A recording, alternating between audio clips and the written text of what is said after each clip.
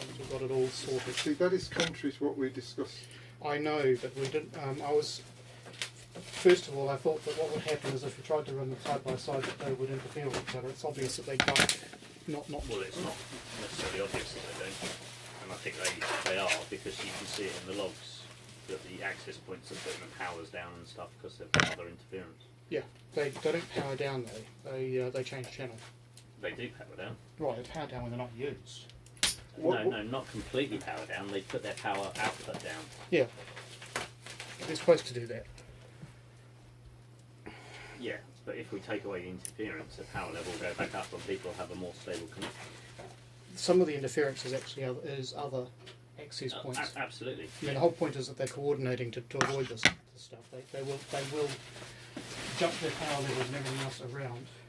Look at this whole bloody top. Oh, what's this, a coffee tray? Coffee as well table? be. Huh? Might as well be. What's that for? The two racks? Yeah. They've given us a whole top piece instead of just the. I mean, visitors, we already have their identities in LDAP, and we're already pointing at the radius server. So it's a couple of lines of configuration in the radius server that's doing the authentication just to have a visitor one. A local visitor one. Yeah. Like what we said we wouldn't do. Yeah. But There is a political thing. I think you'll find that we're expecting to go to UCL guests downstream. They're going to object to the additional work involved. but that's going to be additional work from. Well, they'll have to set it up. Well, yeah, but that's additional work from what they're currently used to. They come in and sign a sheet. Yeah. Which they'll still have to do, even swapping over to the. No, I think with the UCL guest system, the host person sets up the authorization. Yeah, but it's no different to what they're doing. We're changing from that to that. Yeah. Even if we move this one sideways first, it's still the same change. They all perceive what there is at the moment as easier. Yeah, but we're changing that anyway, Yeah. or we're. So the question then is, why are we changing it? Why don't we continue running as we are? You know, if we have an MSSL guest, why don't we just let people use it? Why use the UCL one? And the reason fundamentally is it's an absolute pain for us. We want rid of the working involved in doing it. Yeah. But they won't see it that way. They will see they have got to do something in advance. Well, we can charge them. So,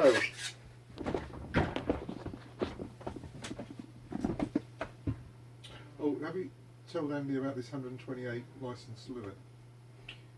Did you not notice it? It's not a license limit as far as I can see. It's an AP limit. It's an AP limit. There's 128 connections per.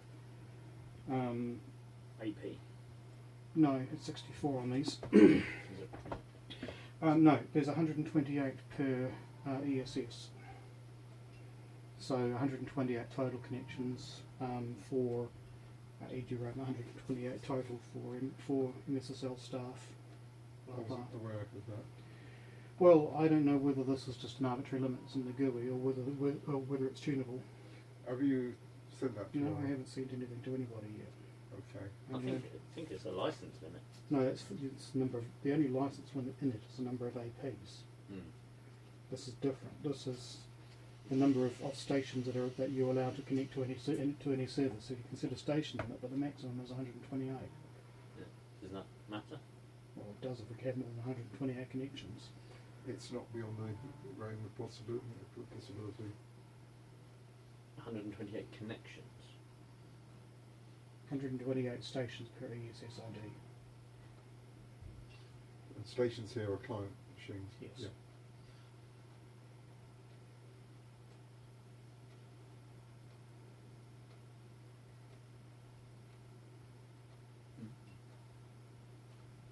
Right.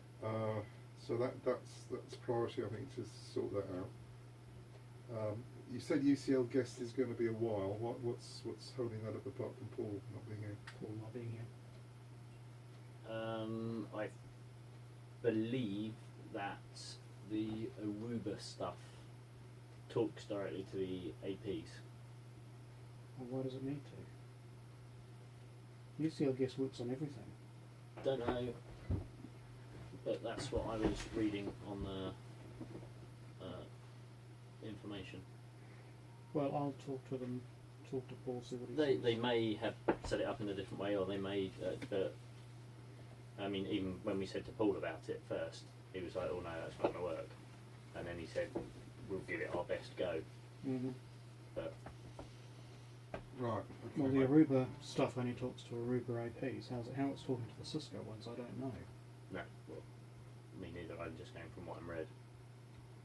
Anyway, we can find that out. It's yeah. Right. Okay. But we need to be, before I can tell Janet that we're running as a normal Eduroam outlet, we have to have a web page with the user documentation on it and listed. Right. Alan has written documentation which looks, I would say, near ready to go. I think we just need to do a sanity check on it. The main thing with it is that it requires a web page to wrap around the instruction sheets.